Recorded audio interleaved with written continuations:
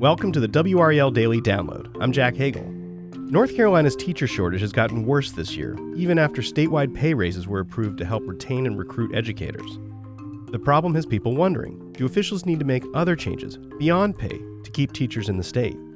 WRAL education insider Emily Walkenhorst spoke with teachers, administrators, and education experts to find answers to the retention problem. And she joins us now to tell us what she found out. Emily, welcome back.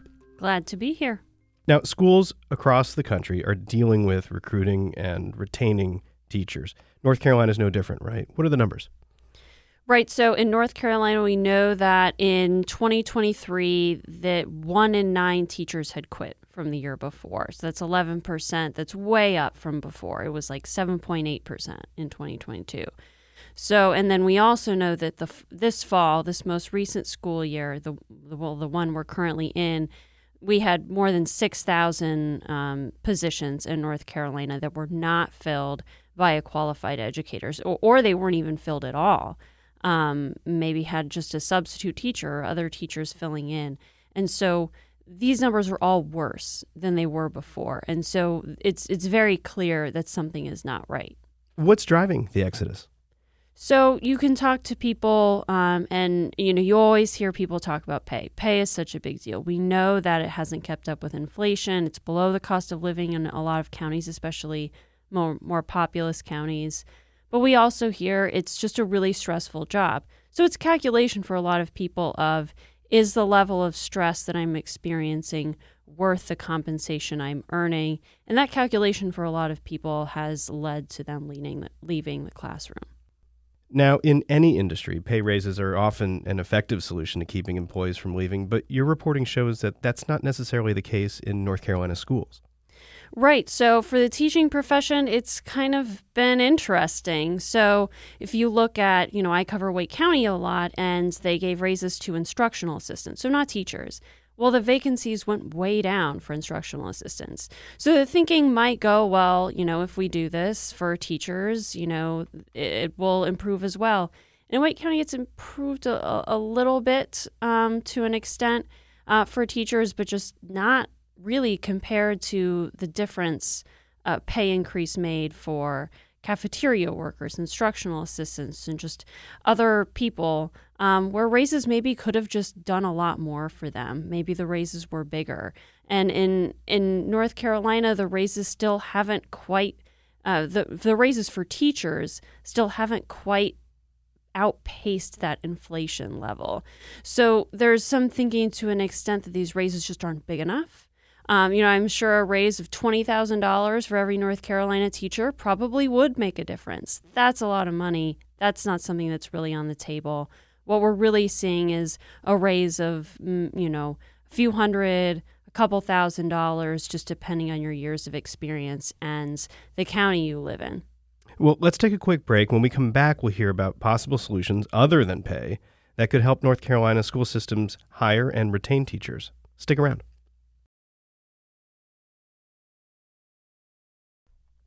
Welcome back to the WRAL Daily Download. We're talking with WRAL education insider Emily Walkenhorst about teacher retention in North Carolina.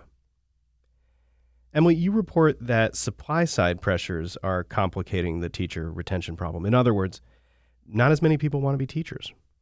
Right. So that's something we've seen kind of fluctuate up and down, but kind of mostly down in the past 10 years. Not as many people are becoming teachers. We're also seeing a lot of early career teachers just leaving. So even if they do become teachers, they're just leaving. And we're seeing a lot of schools need to recruit from people who are leaving one profession to become a teacher. And so they may not even have a college degree.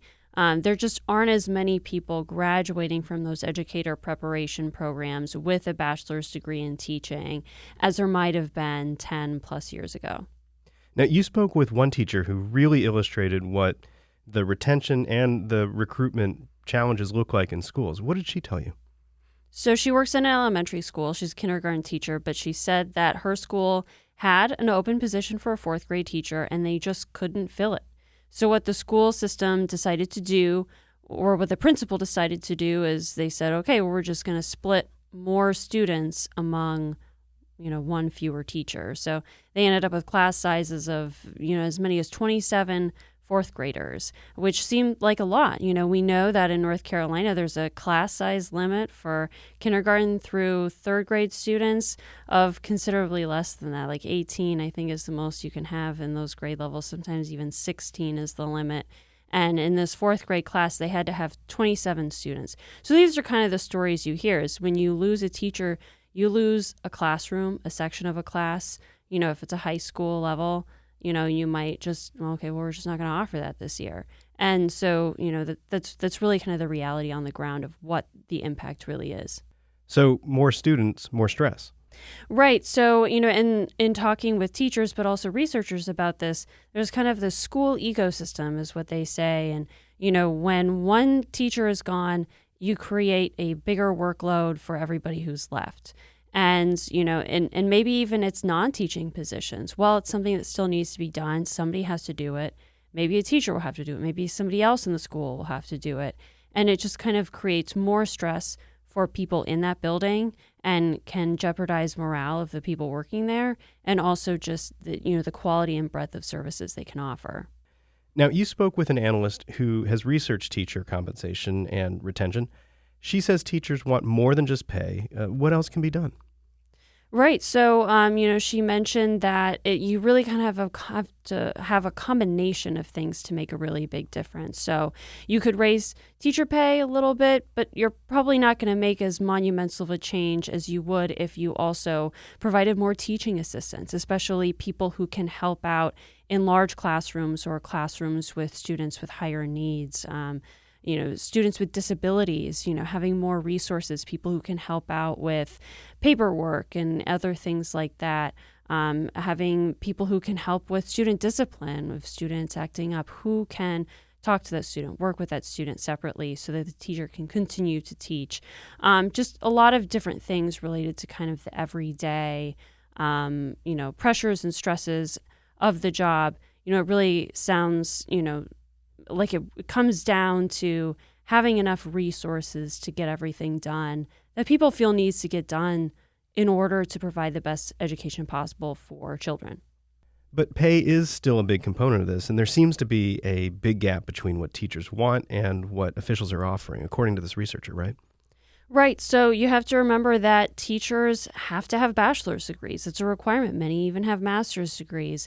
And when you look at other people who have bachelor's degrees, they tend to earn a lot more than teachers do. Teachers are very far down on that scale, and they're all required to have bachelor's degrees.